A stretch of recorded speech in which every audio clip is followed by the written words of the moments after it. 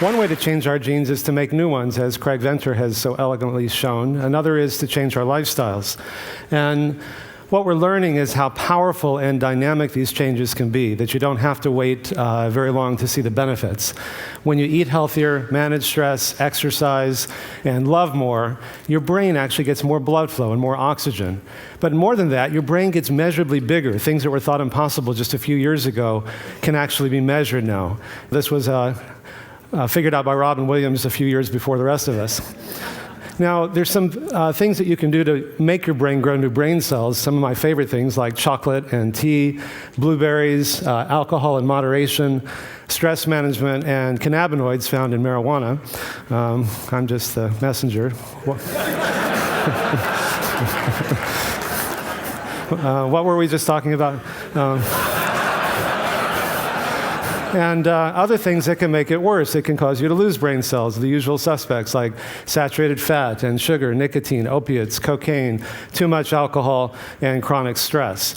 Your skin gets more blood flow when you change your lifestyle, so you age less quickly. Your skin doesn't wrinkle as much. Your heart gets more blood flow. We've shown that you can actually reverse heart disease, that these clogged arteries that you see in the upper left, after only a year, become measurably less clogged. And the cardiac PET scan shown in the lower left, the blue means no blood flow. A year later, orange and white is maximal blood flow.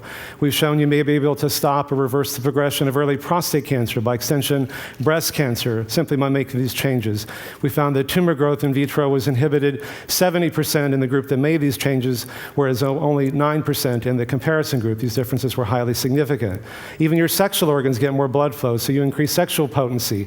One of the most effective anti-smoking ads was done by the Department of Health Services, showing that nicotine, which constricts your arteries, can cause a heart attack or a stroke, but it also causes impotence. Half of guys who smoke are impotent. How sexy is that? Now, we're about to publish 2 new studies, one in collaboration with Dr. Elizabeth Blackburn, who won a Lasker Prize a couple of years ago for discovering telomerase. Telomerase is an enzyme that repairs telomeres, which are the ends of your chromosomes that control how long you live, obviously pretty important.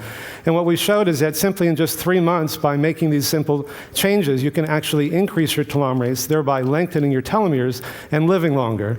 And we're also about to publish a study, the first study showing you can change gene expression in men with prostate cancer.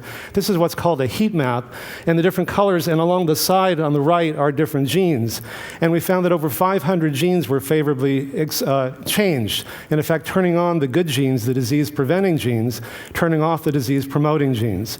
And so these findings, I think, are really very powerful. They're giving many people new hope and new choices. And companies like Navigenics and DNA Direct and 23andMe that are giving you your genetic profiles are getting some people a sense of, gosh, well, what can I do about it? Well, our genes are not our fate, and if we make these changes, they're a predisposition, but if we make bigger changes than we might have made otherwise, we can actually change how our genes are expressed. Thank you.